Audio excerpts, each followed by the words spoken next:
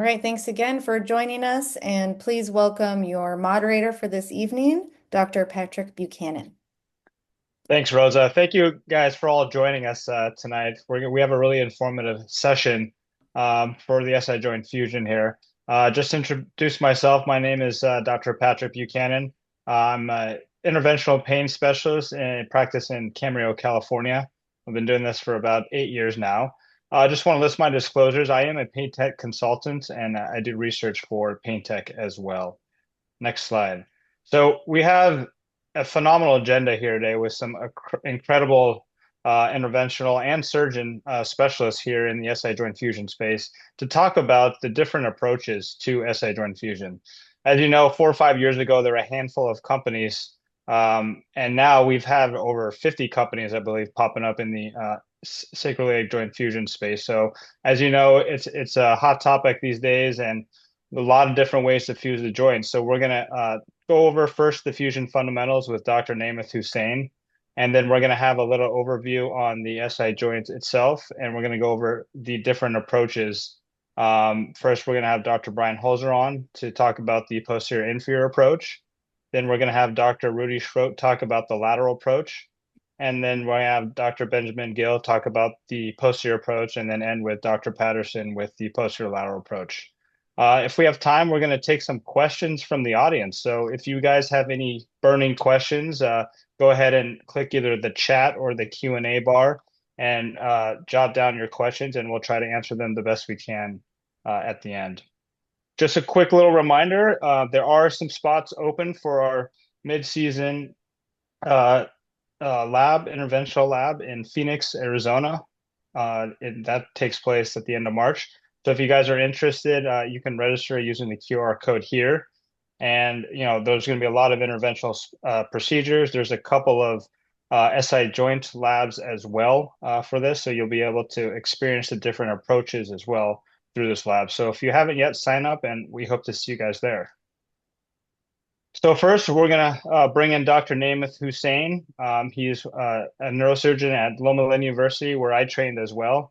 And he's going to talk a little bit about the foundations of fusion.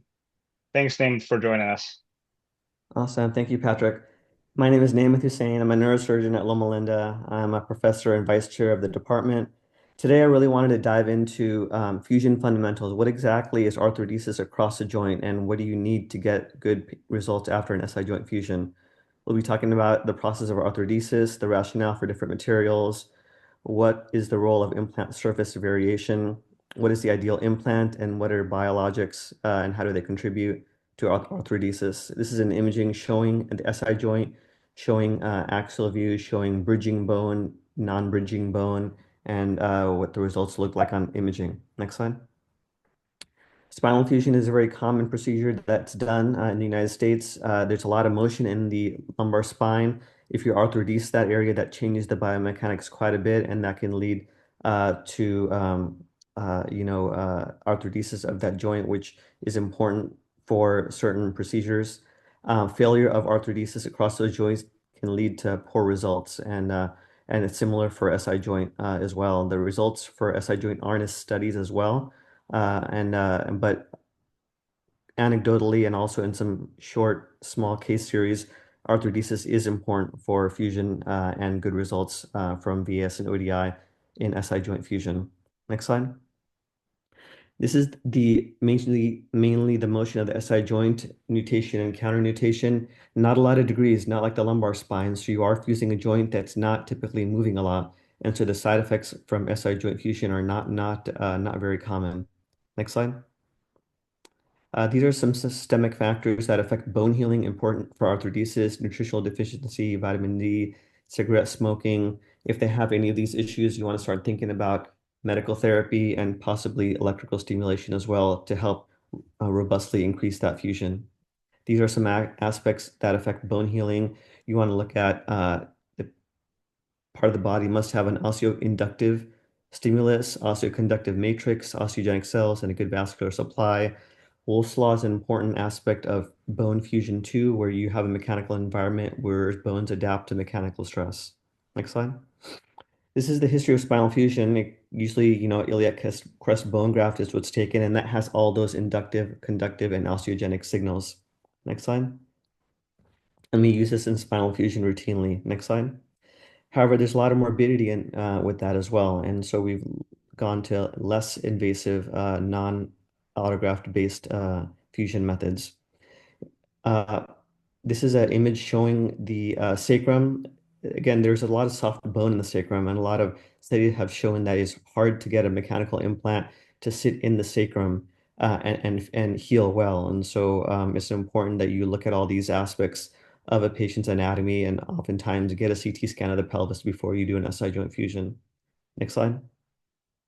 There's several phases of fusion. There's early inflammatory phase in the first couple of days, and there's the repair proliferative phase, periosteal response, and then there's late remodeling, where you get really good restoration of mechanical strength and stability across the joint and across the implants. There's issues with bone metabolism, like parathyroid hormone, vitamin D, and calcitonin that should be optimized as well. If there's issues with that, you should have them see an endocrinologist before surgery. Next slide. Here's some bone anatomy and histology. There's several cells that are important for bony fusion. There's stem cells, osteoblasts, osteoclasts, and osteocytes. All of them play a role in bone remodeling. There's a lot of biomaterials that are involved as well with bony fusion. There's allograft, donated bone, titanium, PEEK. There's a lot of ceramics and bioabsorbables. These are often used in spine surgery, and often these implants, because they fuse so well, have been used in SI joint fusion as well. Next slide.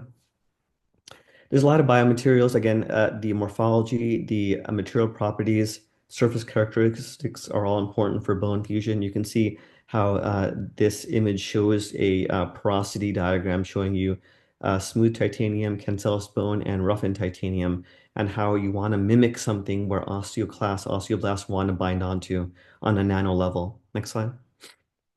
And so this is what that's showing you, that these material surface properties.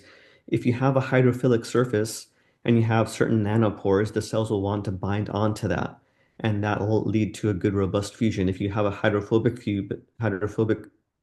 surface, there'll be little air bubbles that collect on that, and on a nanoscale, the interaction between the integrins won't be as robust, and the fusion will be less robust as well. Next slide. So again, you're looking at, bone fusion on a macro, on a macro, on a micro, and a nanoscale. And next slide. There's a lot of nano surface technology on these spinal implants, on SI joint implants. And you want to create a surface where there's texture, and then the osteoblasts and osteoclasts will want to bind onto it. And these are typically pits that are about 30 to 100 micrometers wide. Next slide. There have been studies done looking at the optimal pore size as well. This is just a study looking at PEEK, smooth titanium, and roughened titanium, and showing how you get significantly more osteoblast and osteoclast activity, looking at osteocalcin and alk-phos. Next slide. With roughened titanium, and then you get much more elevated VEGF, FGF2, and angiotensin levels as well on the roughened titanium. So that's an important surface characteristic when you're looking at bony fusion. Next slide. This is a slide showing, talking a little bit about pore size and how pore size matters as well. Next slide. There have been multiple studies looking at this, and you want to look at the actual technology of the implant that you're putting in. And optimal bone rates and fusion rates are typically when you're looking at pore size of about 100 to 135 microns. Next slide.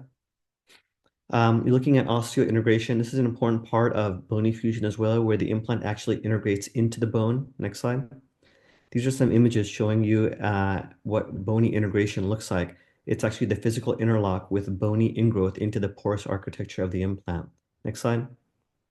Next slide. Metal implant stiffness is also important. This is what's called the modulus of elasticity. This is a big reason why PEEK was popular for fusion material, because it mimicked bone elasticity. However, that's gone into a little bit of disfavor because it's led to for bone fusion in the spine, and so we're moving more towards titanium. Next slide. These are some of the results, what peak looks like on a nanoscale, how you didn't get really good bone integration or osteointegration with it. Next slide. Again, a little under study showing you how macro, micro, and nanoscale characteristics are important for interaction of the surface of the implant with the osteoblasts and osteoclasts. Next slide. Um, and another study showing you how porous titanium really beats the other types of implants in terms of these different factors that show up, BMP, osteoprogenerin, osteocalcin, and vascular endothelial growth factor. Next slide. There's a lot of work done on figuring out what can we add onto the surface of an implant, and this comes from screw technology. Next slide.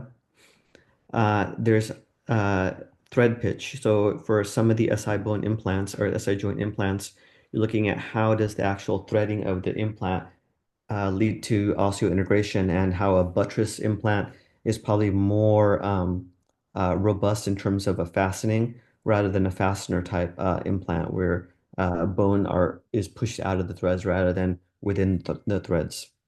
Next slide. Lackluster fusion can lead to high morbidity. Next slide. It's important that we get good fusion. Again, we don't want to do it in a large fashion. You want to do it in an MIS fashion. Next slide. And obviously, you want to look at surgical technique. You want to make sure that the implant is in the correct location. Next slide. These are some results showing that fusion does matter. So fixation, long term, is not a robust method for improving patient outcomes. And ODI and VAS, you want to look for a robust fusion. Patients with fixation without fusion often need revisions. Next slide. These are some images showing you what a robust fusion looks like from the Lois clinical trial. Next slide. This is another study, Insight, showing you long-term results and that SI joint fusion is a robust therapy with good results and with low revision rates. Next slide. Next slide. This is what the ideal implant should have. It should have properties that prevent compaction subsidence. You want to have stability via early on-growth apposition. You want to have a stimulatory environment, and then favorable imaging characteristics as well. And this is just what an image of the osteoblast grabbing onto the implant looks like. Next slide. Next slide. As surgeons, we're looking at often problems of fusion across the SI joint. It's a hard joint to fuse. Next slide. And so oftentimes to revise it is a problem. This is an open revision. Next slide. Next slide. And so when we want to revise them, it becomes a hard issue. Next slide. And next slide. And sometimes removal of these implants is needed. And these are some slides talking about my removal strategy. Next slide. And this is a Zimmer buttress screw that I use for a revision. So typically, if they don't fuse, I typically revise them with the buttress plate and screw that causes compression across that joint. A lot of different revision strategies that we can get to in another talk, but it's a hard joint to fuse. Next slide. Dysmorphic anatomy is also a problem. What do you do about that SI joints that is abnormally shaped? Next slide. And so we're using customized implants for spinal interbody fusion. And so that may be the next phase and the next feature of SI joint fusion as well, customized implants. Next slide. If you have any questions, we'll get to them at the end, but I invite you to join our meeting at the end of the year. Thank you. Well, thanks, Namath. That was a great overview of the SI joint fusion fundamentals. I have just one question for you. I know you showed some complications of fusion rates and stuff. Do you think, in your opinion, especially with all these minimally invasive approaches, do you need a complete full fusion to maintain and get good patient outcomes? I think initially you will get decent outcomes in the short term with fixation, with potentially non-fusion or fibrous non-union. There are joints in the spine where we're not looking at a full fusion, like an older person with a C2 fracture. We often put them in a collar and we don't do surgery because surgery is risky. And if we get a fibrous union, without bony fusion, I mean, that's good enough for a C2 fracture. And so I think the long-term data is not really out there for SI joint yet. And so we're not sure whether a long-term fibrous non-union with good fixation is good enough or a long-term fusion is robust enough to provide long-term pain relief, but there's differences between those two. But I think we just need more data on that. Yeah, I agree. Like you mentioned, you still need a couple of degrees of nutation, counter nutation in the SI joint because it acts more like a shock absorber. So, I agree. We need more data on fusion rates to see if that does parallel. Well, thank you again, Namath, for that wonderful overview. Next, we have Dr. Bryan Hoelzer. He's going to just give a brief overview of the SI joint space in general, and then go into the posterior and inferior spots. Take it away, Bryan. Thank you. That was a phenomenal talk. And if you didn't pay attention to that first 12 minutes or so, you should go back and digest that a couple of times, because without those principles, the rest of this doesn't matter, which is why it was really important to have that at the beginning of the talk. I'm going to go briefly through a couple of things that I think most people that are listening to this conversation know and understand, namely that SI joint pain is a common problem. It's likely underdiagnosed, and we should be looking for it in our practices. Next slide. And I think we all know this, and this was hinted at in the first 10 minutes of this talk, that the SI joint, one of the reasons why it's such a challenging joint to treat and to diagnose is it's really two separate joints in one. And you've got the superior and posterior portion of it that is more of a fibrous joint. And then lower than that, you have more of a synovial true articular surface joint in the inferior portion of it. And that matters because we're going to talk about various approaches and how you're going to approach that joint and how you're attempting to fixate it and hopefully fuse it matters with these two areas. Next slide. This was already a slide similar to this was shown just a few minutes ago. This is a CT scan. If you're going to be in the business of trying to help people with SI joint pain, whether it's just through injections or from more definitive care like fusion, you need to understand just how much variation there is in the SI joint. And it's not just variation from patient to patient, but from left side to right side. And so pre-planning with a CT scan of the pelvis to understand your bony anatomy is really crucial to having good outcomes. And understanding best placement for obtaining fixation is important, which is going to bring me to a moment when I'm going to talk about an approach that I have found to be helpful. But you want to think about that with all the approaches you learned about tonight is how does that impact the variations that we see in anatomy from every single patient? And in fact, I almost have come to the point where what we call normal anatomy is the abnormal thing. It's the minority of my patients that have really straightforward SI joint anatomy, which makes injections and all kinds of treatments difficult. Next slide. So this is just another schematic to kind of show what we were talking about a moment ago. So if you want to really cause fusion of the joint, which it was hinted at that that's an important part of that, and maybe we need a little more data, but right now I think the entire community would say if you're going to try to fix SI joint pain from SI dysfunction, fusion is the end goal. And if you want that, you really need to make sure that you are in the more inferior and anterior portion of the joint where there's truly an articular surface and there's truly a synovial joint space. Next slide. So now I'm going to talk a little bit about the inferior posterior approach to the SI joint. You're going to hear tonight about lateral approach and posterior lateral and just a posterior approach. This is sort of a merger between a few of those that I have found to be an interesting thing in my practice and is something that I think is catching on and has some real merit. So next slide, we'll talk a little bit about that. So when you look at the inferior posterior approach, the reason why I like it is we talked about how important it is to fixate the true synovial part of the joint. Well, this approach takes you along the long axis of the joint, which kind of optimizes you for allowing you to actually cause fusion of the joint and to stabilize it. In addition, as you enter inferiorly and work your way along the long axis of the joint, you tend to be in the more consistent part of the joint. So I talked about how there's quite a bit of variation, and there is variation even with this approach, but you seem to have less variation and a more consistent joint when you approach it this way. It also allows you to have that posterior approach where you disrupt very little tissue and has you away from dangerous vascular structures and pointed away from what might be difficult or dangerous neurostructures, of course, which we all want to minimize. Next slide.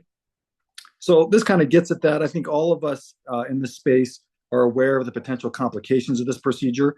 And in the end, we're all looking for two things. One, we want great outcomes for our patients. So we want them to actually have improvement in their pain and function with a fusion across that joint. And two, we want to do that with whatever system allows us to do that the safest way consistently over and over again. So I just pointed this out because that inferior approach allows you to be in a safe portion of the joint. For many of us, that's how we approach just a simple SI joint injection. So we're familiar with that space. We're familiar with those views. It also allows you to be working away from the neuroforamen and not pointed towards those neuroforamen. Next slide. So the system that uses that posterior inferior approach, or the inferior posterior approach, depending on how you want to say it, is currently the catamaran system. I've used that. There was a disclosure slide at the beginning that I have done consulting work for them, and that's an important thing to remember.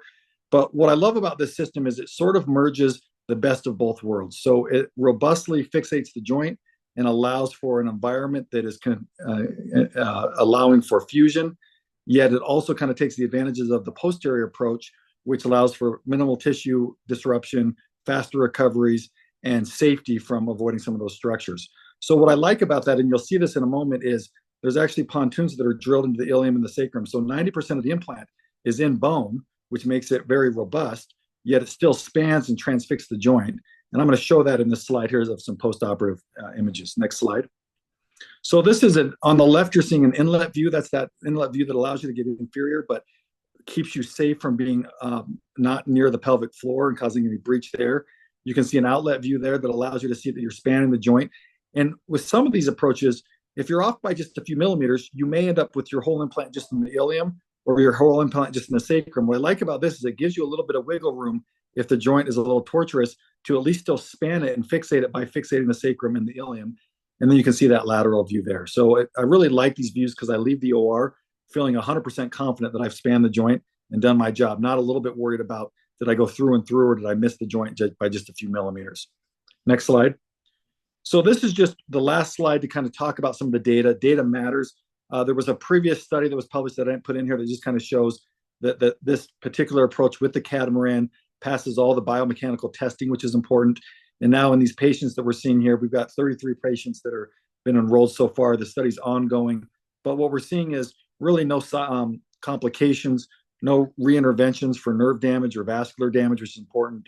Patients have had improvement in their VAS and their ODI, so they're functioning better. And there's a high patient satisfaction because of, I think, how minimally invasive it is, but does the job. So more to come, and certainly more data that we need. And we ought to be all pushing for more data in this space. But I just think this is one option that is kind of exciting and unique from some of the other approaches that are out there. Next slide. Great, thanks, Bryan. That was a great job in talking about the posterior inferior approach. You mentioned pre-planning, and like you mentioned, the sacroiliac joint's like a fingerprint. Everyone is very unique.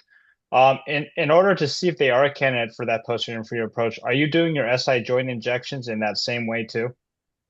Yeah, so I will typically enter in that posterior inferior approach there so that I can see my views and see what my lineup's going to be. Especially if I'm just doing an SI injection for like pain relief with a steroid, I may not get the same number of views, but I tend to enter from an inferior approach because it allows me to not get blocked by the PSIS, and it allows for a nice easy entry to the inferior part of the joint without pressing into the sacrum or the ilium. So the answer to that's yes, and depending on what my plan is down the road, I may get a few more views to really see what my contrast spread's going to be and what the best approach is to that joint. Yeah, that makes a lot of sense, Bryan. Thanks again for that awesome presentation. We're going to move to Dr. Rudy Schrot now, talking about the lateral SI joint fusion and kind of the most up-to-date outcomes and data from that. Thanks, Rudy, for joining us.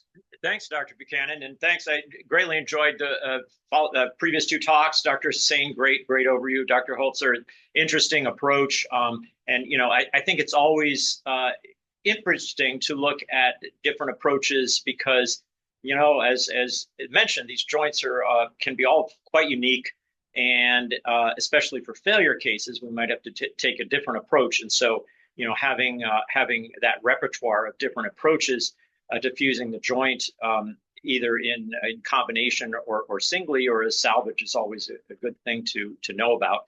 Here's my conflicts of interest. Next slide. So just the background. Some of this may be repeated, but many patients that present back pain is the most common, I think one of the most common presentations to a primary care physician, and estimated up to 15, even up to 35% of cases are actually SI joint pain. I'll ask them if the pain's above or below the belt. Often they'll have a positive finger sign. It's pointing to the lateral aspect, medial to the PSIS. Initial treatment, always non-surgical, physical therapy, SI joint injections. Radiofrequency ablation, variably effective, can considered, but due to the rich innervation of the joint, it often gets only some of the nerves and not all of them. And then we reserve surgery for severe refractory cases. The traditional open SI joint fusion procedure has history, but kind of got a bad name just to the high morbidity with mobilization of the whole gluteal muscle, deep location, and the cure was kind of worse than the disease, and only about 50% of these patients showed benefit. So clearly, this was there was sort of like a sea change in this with the introduction of minimally invasive techniques for SI joint fixation and fusion. Next slide. This is a finite element analysis that was done by this Japanese group where they looked at the forces through the SI joint. But, I think the interesting thing about treating SI joint pain, this is one of the things that makes us human, like the opposable thumb and maybe the developed brain and the use of language. SI joint, our SI joint is designed for bipedal locomotion. So it is a force transducer. It's transducing forces from the axial spine out through the pelvis and then ultimately through the legs. And they did calculations and swing tests with leg swing and where the weight would be distributed. It turns out that it really doesn't move that much as far as the joint is concerned. Next slide. So it is a stress of a concentration point of stress that goes through, and deformation of the cartilage of the SI joint kind of makes up for really lack of deformation of the pelvis, which stays relatively secure. And this deformation of the joint occurs during walking, where shear forces are present. There's this counter nutation, which is like this forward and back bobbing of the spine, the spinal element, the sacrum, with respect to the pelvis. And then it's also has a function during childbirth. It has to be able to open up to let that big head through. So it has sort of this lateral kind of rotational movement to open up when the pubic symphysis opens up. So it acts as a shock absorber. But dysfunction, that cartilage wears out. It's no longer absorbing the shock. It starts to become a pain generator. The effects of fusion is that the SI joint is now stabilized, so you're no longer having that stress through that joint and through that cartilage, preventing excessive motion and reducing the mechanical stress. And then we think this is how pain is relieved. There is a lot of skeptics out there, like, how does it work? Why is pain relieved? And patients asking questions. Why do I get this pain down my leg? Is it referred pain neurologically? Is there something going on with compression of the lumbosacral plexus of the sciatic nerve or piriformis due to pelvic floor stresses or spasm? I don't think we really know all the reasons. We do know that it works, though. It works very, very well. And post-fusion, the SI ligament strain is decreased, pelvic stability is improved, potential increase in adjacent segment load. We're still not really clear how much of is this going to make your hip go bad or make you get an L5-S1 spondylosis at a greater rate? I don't think that's, sort of more theoretical things than what we maybe see or what I've seen. Next slide. So just historical perspective, invasive surgery, large incisions, high morbidity, limited relief, and low adoption because of this. And so SI joint was really kind of, physicians don't like to deal with something they can't treat or don't want to treat. So, I think for a long time, spine surgeons, this was really off their radar.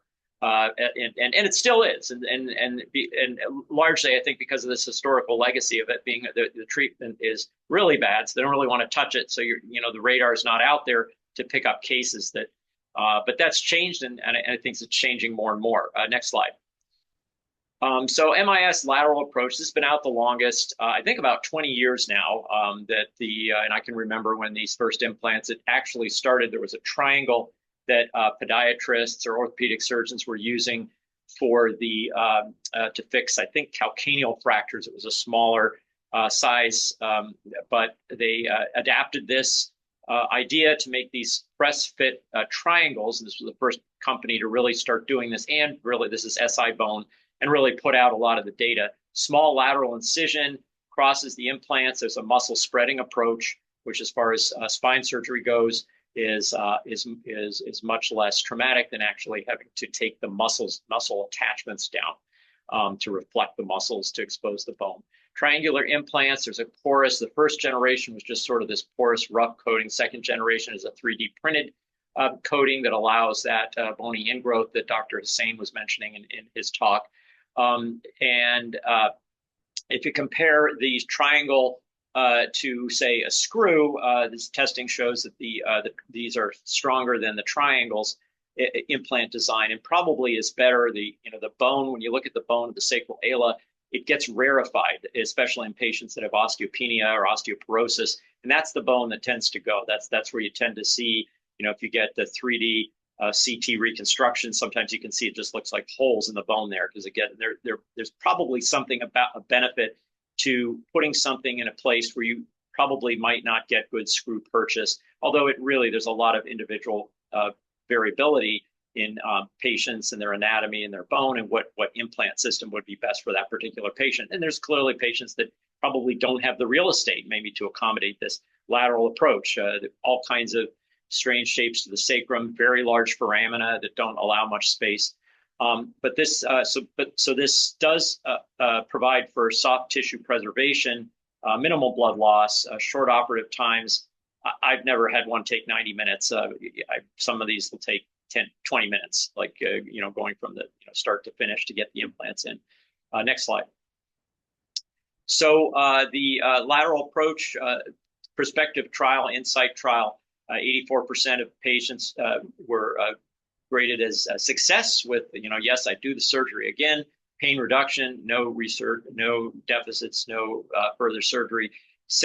At 6 months, only 24% with non-operative care. Improved function, very important, ODI, looking at this. Durability, 5 years, and I think I've seen some 10-year data on some, but it seems to be quite durable in the patients that are successful. And complication rates are low. So this is one post-market analysis, 5,000 plus patients with about 3.8%, I say around 3% procedure-related complications, and that could be an implant hitting a nerve root, and implant hitting the lumbosacral trunk as it comes down over the anterior ala or L5, or suboptimal implant placement. Neurovascular injuries were not reported. They are pretty rare. The gluteal artery, I think probably I've seen reported about 0.04%, which has been probably my experience. I've probably done 900 plus of these fusions, and I had a couple that got a hematoma and then had to be embolized for a gluteal artery. But otherwise, it's not something that typically happens. I haven't seen any that catastrophic injury, knock on wood, where it would go anterior and hit the iliac artery or vein or something. Next slide. So pros, long track record. There's the most robust data. Some insurers will only allow for certain types of implants, and in this case, some of them will only, for example, accept SI bone because they have this data to support it.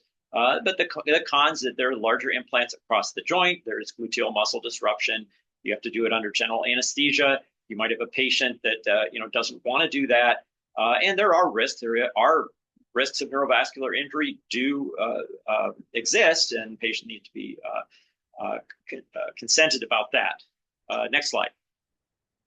So it's lateral stabilization. You see a combination on the figure. There's the two on the sides. So the first generation, the second generation is in the middle with the 3D printed, and they just span across the implant. And this picture actually made the front cover of Journal of Neurosurgery Spine, which was quite remarkable because that's quite the neurosurgery community in general has been pretty conservative about the benefit of SI joint fusion, especially among the academic centers. So it's catching on now, fortunately. Next slide. So range of motion decreased, flexion extension 65 to 73%, and axial rotation decreased. It distributes the load across the SI joint. There's some concern that we may have that posterior grafts may rely more on sort of a ligamentotaxis to sort of compress the joint from posteriorly. And the question is this going to eventually fail? I think we need to wait for longer term data. 85% fusion rates 1 year with rigid fixation are reported. And it does provide pretty immediate fixation. I've kind of gone away. Initially they were requesting patients do non-weight bearing using a walker with a toe touch for a month. I'm starting to kind of go away from that and just tell them to start mobilizing as they feel comfortable. And most of the evidence is kind of pointing toward that direction now, where we've probably been a little bit too conservative in our recommendations for these patients post-op. Next slide. So I think that, the approach needs to be multidisciplinary, collaborative, and patient-centric. One size doesn't fit all. And you have to be especially aware of patients that have unusual anatomy. There's a great deal of transitional segments out there where they have a very sloped ala, or they have a Bertolotti, or the L5 is kind of incorporated, and you can be fooled. I think you have to be very careful sometimes with knowing when you're in the joint. I have had some experience putting in the posterior implants with the SI joint allograft implants, and and they didn't always seem to get where I thought they were going to be. So that was that's different than some of the newer generation which are out there now. But it is a team approach, conservative treatment first, patient involvement, should be guideline driven, and this is embraced by North American Spine Society, other societies. There needs to be a thorough multidisciplinary workup, and certainly there are multiple disciplines involved in the care of this: surgeons, primary care, pain management, physical therapy. Any one of these specialists could pick up on this, and often it's in a patient that hasn't had treatment diagnosed. So the lateral technique has really revolutionized the treatment of this disease. Significant improvements, far less morbidity than historical. Success depends upon selecting the patients carefully. Optimization, as mentioned, vitamin D and all that other stuff, and tailoring the approach to the patient. But we really have it's very rewarding to treat these patients. They often get better. They have often gone for years without a proper diagnosis, or even gotten the wrong body part operated on. Maybe they had an L5-S1 fusion, did absolutely no good, and this is what they had all along. So I'll end there. Hope I stayed reasonably on time. You did amazing, Rudy. Thanks a lot for that presentation. You mentioned that the robust data with the INSIGHT study has kind of been the gold standard for a while now.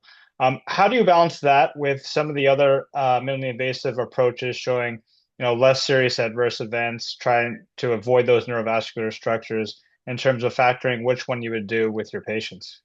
Yeah, I mean, I think that the adverse events are pretty low. Like for neuro, the risk of like a vascular injury is like 0.04%. That's pretty low. When you consider any spine surgery, that's pretty low. 3% is for like if you would maybe have to take a patient back. Like I've had a handful of cases where I've had to back an implant out because it was like protruding into the foramen a little bit. But I think that it's yes, there is definitely more risk. It's like the difference between doing an open spine decompression surgery and using a Vertiflex. I mean, you're going to get some benefit with a Vertiflex, but at less risk. But it may be less effective over time for patients. But it's always a balance of that patient needs to be informed about the risks and the benefits. Absolutely. Again, thanks, Rudy. I think, we do need more evidence, long-term evidence on some of those minimally invasive approaches, so we can truly have, an equal balance for our patients to decide as well. So thanks for that. Next, moving on, we have Dr. Benjamin Gill. We're going to be talking about the posterior approach now. One of the first approaches to have data coming out on the minimally invasive posterior side of it. So thanks, Ben, for joining us. And why don't you teach us about the posterior approach and the risks and benefits of that too? Sounds good. Thanks, Patrick. So this has been an absolute masterclass so far, and each of these lecturers could have presented for a couple of hours. I'm going to add to what we've been hearing so far and give more of an introductory review of the posterior approach to sacroiliac joint fusion. We're not going to talk about any specific devices or company as we do this. But to take one step back, we kind of heard a little bit, even from Dr. Hussain and Dr. Schrot, just the history of this. From a historical perspective, open sacroiliac joint fusions were started in the 1920s, right? So that was a large incision, bone harvesting. And the first time that this minimally invasive idea really came around was around about 2004. And that was, again, with that lateral approach. So most of the sacroiliac joint fusions over the past 20 years have involved that lateral approach. Now we're starting to hear more and more about a variety of different approaches. And I'd say the most rapid growth has been in this posterior approach. Now we have a whole host of different devices, companies. We can talk about a single cortical allograft, a dual cortical allograft, or 2 different points of fixation, or even quite a few titanium devices, some of which may even transfix this the sacroiliac joint from the posterior approach. One of the big things I want to emphasize about this approach is that it's overall very minimally invasive. It's a percutaneous technique. And then it's usually performed under conscious sedation. So it gives more opportunities for the patient and also for the physician to actually accomplish this in a safe and effective manner. Let's go to the next slide. I really like this illustration here, kind of emphasizing again what we're talking about. On the left, you can see an example of a posterior placed intra-articular allograft.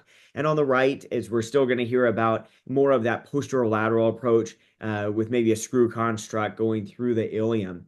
And so we're really trying to get into how do we approach this joint, again, in a safe and effective manner, and especially more of the synovial aspects of the joint. Next slide. The biomechanical analysis we've heard just a little bit about so far. This is an example of testing that can be performed on a cadaveric specimen of sacroiliac joint. And we've got a few studies that we're going to be able to highlight associated with this, how the sacroiliac joint was stressed under different conditions for nutation, counter-nutation, rotational forces, compression, etc., and how the implants actually fared. Next slide. So first of those from the posterior approach, Dr. Syed published in 2021, 6 cadaveric sacroiliac joints were tested under intact unilateral fixation or bilateral fixation conditions, all of which had a single point cortical allograft placed through the posterior approach. And so there was flexion, extension, lateral bending, and axial rotation. In total, this single point cortical allograft reduced total range of motion in all of those planes, and it shifted the centers of instantaneous axis of rotation, or basically where the concentration of those forces were occurring towards the implant's location. And so that was postulated to enhance the capabilities of fusion that we heard about, even going back to Dr. Hussain, because there was little to no motion at that implantation site. Next slide. And an expansion of this, published a little bit later, was a comparison of that cortical allograft placed through that posterior approach with the 3 triangular rods placed in a lateral approach. And they found that there was really equivalent reduction in range of motion with flexion extension between those 2 constructs, and some added stability in the lateral bending and axial rotation with the cortical allograft that was placed in that posterior approach. Next slide. Another example of a different type of construct, in 2024, there was a study published about 12 cadaveric specimens where there was a posterior integrated transfixation cage. So this is more of that titanium construct we're talking about that has transfixation of the joint. Again, still placed through that posterior approach. And they compared that directly to posterolateral threaded implants and the lateral triangular rod systems. And so the posterior cage was deemed to perform biomechanically similar to the lateral fusion construct. But the researchers also concluded potential for enhanced fusions due to the fact that this was a single posterior implant cage, removing less bone volume to implant the device, and to provide a greater surface area for that potential fusion to occur due to the implant surface area within the joint and the area of joint decortication that was produced during the implantation. Next slide. So we've heard a little bit about data so far and why it's so important. And when we talk about the posterior approach, there's been so far, several publications that we've seen to try and quantify all of the data up until now. Dr. Lee had one of the first studies. There were 10 articles identified as part of this review from the period of 2010 to 2020. And just generally speaking, there was consistent decreases in pain scores and low complication rates with any of these devices through the posterior approach. And so they said, well, this is encouraging, but more outcomes are needed.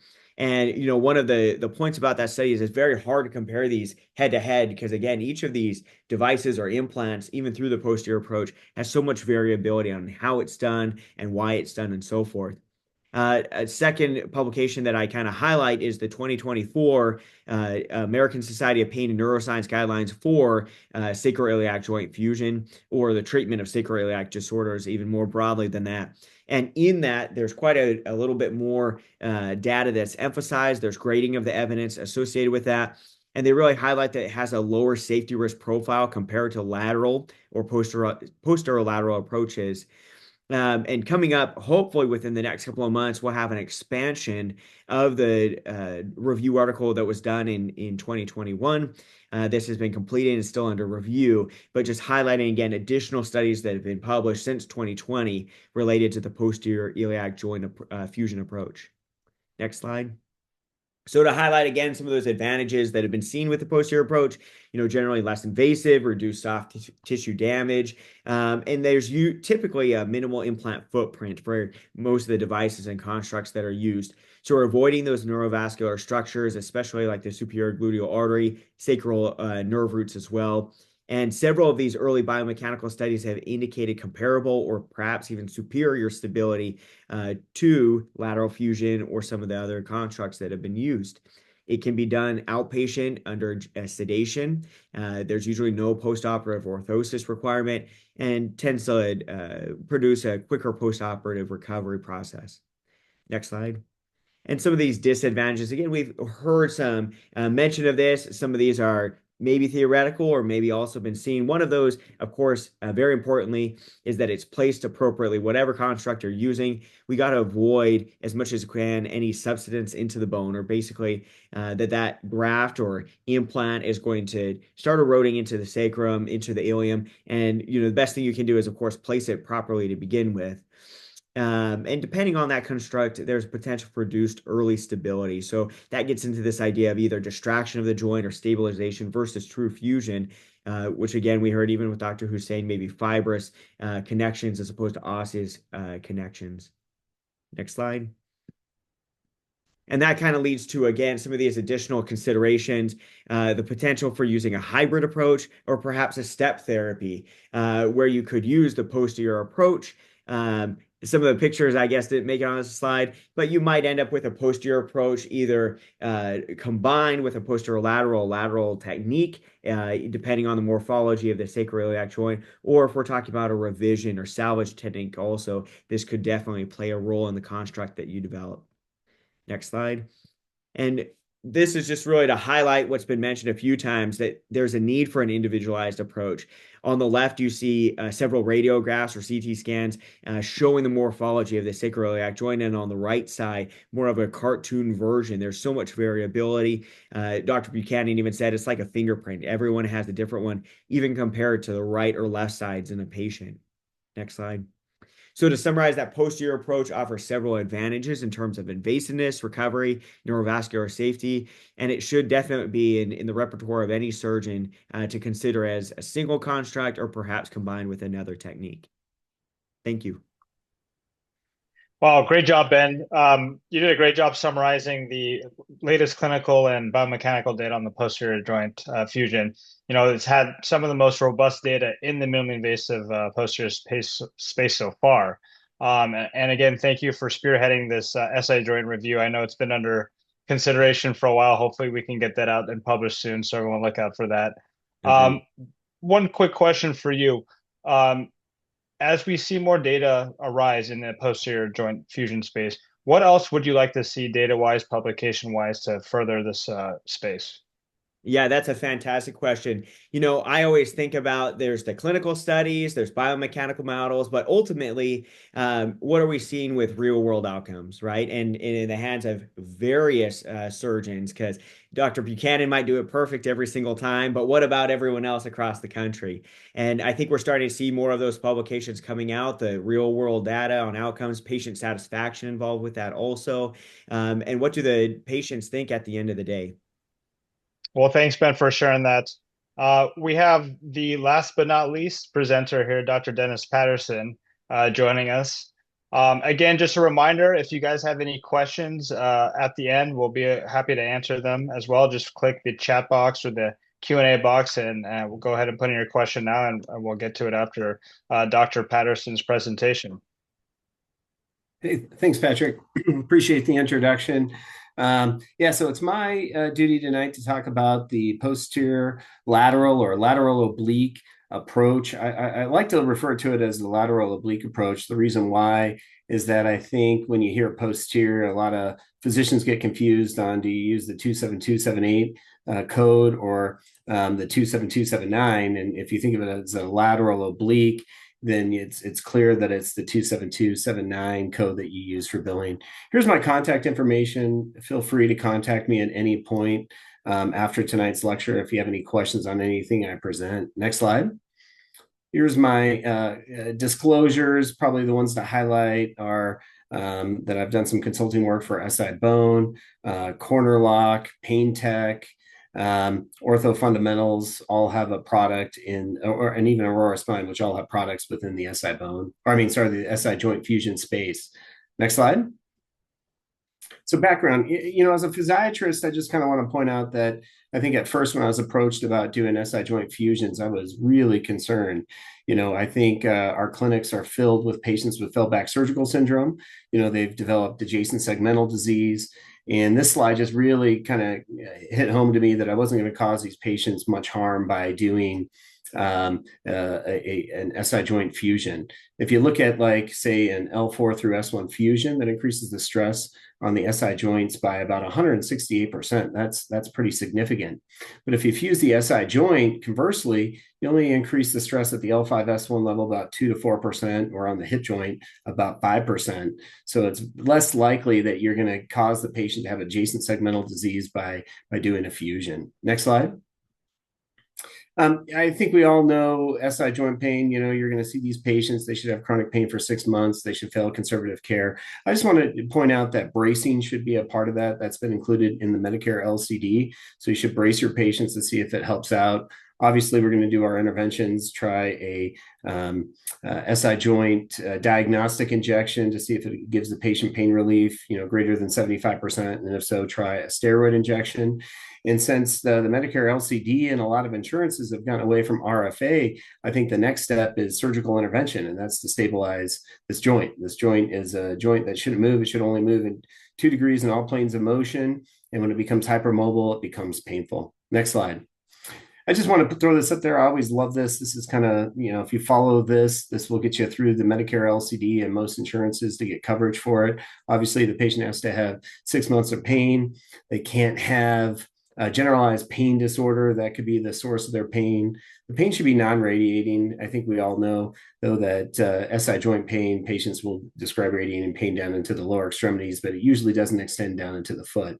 We need 3 out of 5 provocative tests, probably even a positive Fortin sign in our notes. And then you got to do the 2 diagnostic tests that should give the patient greater than 75% pain relief. And then you need to do diagnostic imaging to make sure that there is nothing else that could account for the patient's pain that's missed when you examine them. Next slide. So approaches on when I think about this, when I'm considering what approach and what vendor to use, the first thing I think is biomechanical data, and I'm going to go into that. But the things that I want to think about is the device I'm using. Does it have compressive threads? I'm hoping that I get instant stabilization for my patient as soon as they get off the table. I like a tapered buttress end so that I know that as I advance my implant in, that I'll get it snug up against the ilium and it's not going to go any deeper, that I can't drive it any deeper. I also want a blunted tip, so if I do get near the neuroforamen, it's not going to cause a neurological injury. And then I want a fenestrated implant that allow neovascularization, so that the implant, the osteocytes can penetrate within the implant and cause the fusion long term. The next thing is safety. Is it safe for the patients? Am I going to cause them any harm? And then the last thing is, what evidence do I have to support what I'm doing? Next slide. So let's look at some biomechanical data. So Humalogix is a 3D animated kind of way to do biomechanical testing without having to do expensive cadaver testing on it. And next slide, if you look at this, if you're using a lateral oblique 2 compression screws versus a lateral 3 implant non-compressive, what you see is that you get better stabilization with flexion extension. You get better stabilization with axial rotation with this type of implant. Next slide. This is a porcine skull in the frontal part of the brain. And basically what it's looking at is different types of materials that you can use to implant. So one is a roughened titanium screw, another one's PEEK, and the other one's allograft. And when you do a push-through test after putting the implants in, what you see is that the porous titanium scaffolding is much more harder to push out compared to using a PEEK or an allograft implant. Next slide. This is just kind of looking at a cellular level, what's happening with the osteocytes on if you have a roughened surface to the screw, it's not smooth, it's 3D printed, very rough. What'll end up happening is the osteocytes will love to attach to it. It's got more surface area. And if you look at here on the right-hand side, this is looking at it microscopically on how the osteocytes like to adhere to that type of surface. Next slide. This is another push-through test and kind of a histology slide on the right-hand side. So this is putting an implant into a femur and then doing a push-out test, as you can look at 4 weeks versus 3 months. The implant definitely incorporates the osteocells. They fuse to it, and that shows on the histology slides. When you look at the top one, that's at 4 weeks. You see the osteocytes start to penetrate the implant, but at 12 weeks, they incorporate themselves in, which makes it harder to push it out. Next slide. So safety. When you look at the direct lateral approach, there's always concern about the neurovascular structures that you could cause harm. The lateral oblique takes them out of the equation. I've never seen in the literature reported of a neurovascular injury using the lateral oblique approach. Next slide. I just want to show you kind of image about how tortuous the superior gluteal artery can be. Next slide. And then kind of the location of the superior gluteal nerve in correlation to where we're fusing the joint. Next slide. This is just kind of a look at the data out there about the lateral approach and things that can go wrong.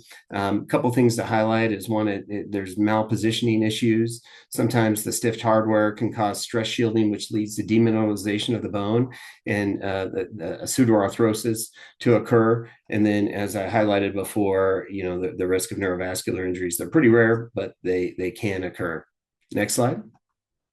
Evidence.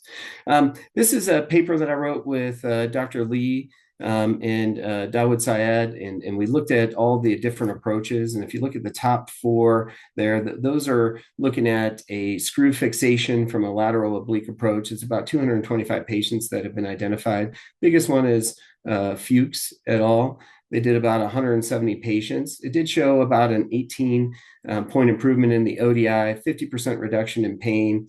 But when they did follow-up CT scans, there was only about a 66% fusion rate. And this is a German product, I believe, called the Diane implant. It's really not comparing apples to apples, because back then they even had the patients hospitalized and stay in the hospital for 4 days after the fusion was done. Next slide. What I want to highlight now is that the lateral oblique, there needs to be more prospective studies. And I think that's the weak point about this procedure. I am working with CornerLock using their TransLock product in a study called Spartan. Next slide. This is a multi-center prospective study. We're going to roll up to 30 sites, 240 patients, and track patients out to 12 months. We're going to use the lateral oblique screws that cause compression. And overall, we're looking at improvement in function, pain reduction, and SAEs. And as my role as the medical monitor, I can say that we're about to publish our 6-month data. It looks excellent, and I've had very little SAEs to review, and none of them have been implant related to date. Next slide. Let's just go through the procedure here. So this is me in the OR. Basically, we're going to have an introducer. You're going to do a river view where you're going to sharpen up that lateral edge of the ilium. You're going to introduce across the joint, kind of between the S1 pedicle and the S1 suture. You're going to leave a K-wire in. You're going to drill down the K-wire. Next slide. After that's done, you'll screw down the K-wire through the after you've decorticated it using the screw, and then you'll repeat the steps. The next implant you're going to put in is going to be between the S1 and S2 suture. Next slide. And here's kind of the AP view, a inlet outlet view, and a lateral view showing the placement of the implants. Next slide. Expectations, activity after these patients can weight bear, they can walk out of the surgery center. They just want to avoid, any extreme bending, lifting, twisting for about 4 to 6 weeks. I have my patients refrain from using NSAIDs for up to 6 weeks following the procedure. A lot of times I'll even brace them just so that they don't try to do too much, or just as a reminder for them not to overdo things. I don't want them to do running, jumping type of exercises for at least up to 12 weeks. Next slide. And with that, I think that ends. I think we've ended on time, and now I think it's time for Q&A. Wow, yeah, great job, Dennis. Thanks again for sharing the advantages and disadvantages of that posterior lateral approach. Really looking forward to the data that you guys are creating with this stuff. So let's go over a couple of question and answers. I just want to give a huge round of applause for all the panelists today. They did a superb job and really stating their case on what the best approach is. So we have a couple of questions in the audience today. The first one's from Michael. I think this is to you, Dr. Schrot. And he asked, being a consultant for SI Bone, what are your thoughts on the iFuse Intra-X allograft system, which is a percutaneous posterior SI joint fusion implant? I don't know a lot about it. I'll be honest. I was actually involved in a group of consultants that developed a lateral approach. It looked like a little triangle, except it was machine allograft out of bone, and it was used. And I use it for sometimes a lateral, to get it real ventral into that, so that you get some bone graft across there. I have not done cases through the posterior. I know I should be able to tell you that about that. So I'm sorry. I will look it up and find out more about it. But I know that the approach for that other allograft, that posterior ventral approach, was also used for that. But I don't no comment yet. Thanks. Anyone else have experience with that product with SI Bone? Not yet. So it's upcoming project. More to be determined on that. But thanks for the question. We have another question here from Daniel. He says he has a fusion coming up in about a month, and he's debating on using the posterior Nevro device or a posterior lateral approach. One caveat is the patient cannot have general anesthesia. How do you choose which approach to take? Anyone want to tackle that question? That's a good question. I don't think there's any head-to-head study, comparing the two against one another. I've been involved in a Nevro case and seen it done. It's a little bit larger implant.